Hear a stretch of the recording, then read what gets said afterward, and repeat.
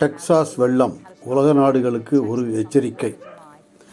அமெரிக்காவின் டெக்சாஸ் மாநிலத்தில் கடந்த வாரம் ஏற்பட்ட திடீர் மழை வெள்ளத்தில் 110 பேர் பலியாகிவிட்டார்கள். இன்னும் 160 பேரை காணவில்லை என்று கோரி தேடி வருகிறார்கள். இந்த அளவுக்கு அந்த மழை வெள்ளத்தில் சிக்கி பலியானவர்கள் எண்ணிக்கை அதிகரித்தே வருகிறது. அதிலும் கிறிஸ்தவ பள்ளி பயிற்சி முகாமில் தங்கியிருந்த 22 மாணவிகள் பலியாகிவிட்டார்கள். அவர்கள் பெற்றோர் இடும் கூக்குரல் நெஞ்சை பிளக்கிறது.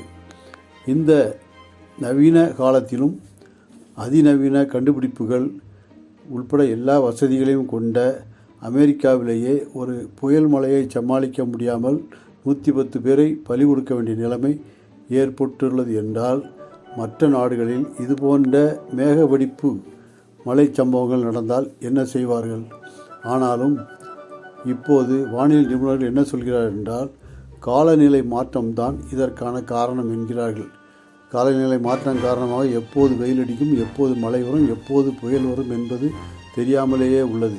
அதுவும் ஒரே இடத்தில் மேகவெடிப்பு காரணமாக பல சென்டிமீட்டர் கணக்கில் மழை கொட்டினால் அவ்வளவுதான், அந்த பகுதியே மூழ்கிவிடும் நிலைமை ஏற்பட்டுள்ளது. ஏற்கனவே இந்தியாவிலும் இமாச்சல பிரதேசத்தில் அடிக்கடி இது போன்ற சம்பவங்கள் நடந்து வருகின்றன. பலர் பலியாகி வருகிறார்கள்.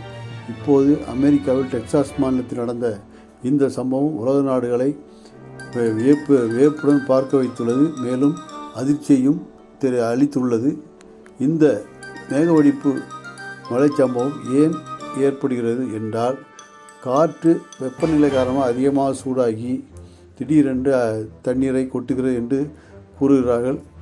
இதுதான் இந்த மழை வெள்ளத்துக்கு, அதுவும் புயல் மழை வெள்ளத்துக்கு பேய் மழை போல் கொட்டும் மழைக்கு காரணம் என்று விஞ்ஞானிகள் கூறுகிறார்கள். இந்த மழை வெள்ளத்தை தடுக்க வேண்டுமென்றால் காலநிலை மாற்றத்துக்கு ஏற்ப உலகத்தின் அனைத்து நடவடிக்கைகளும், அதாவது கார்பன் டை ஆக்சைடு வெளியீடு போன்றவற்றை குறைக்க வேண்டும். எங்கும் இயற்கையை பேண வேண்டும். பசுமை மாறா செடிகளை வளர்க்க வேண்டும்.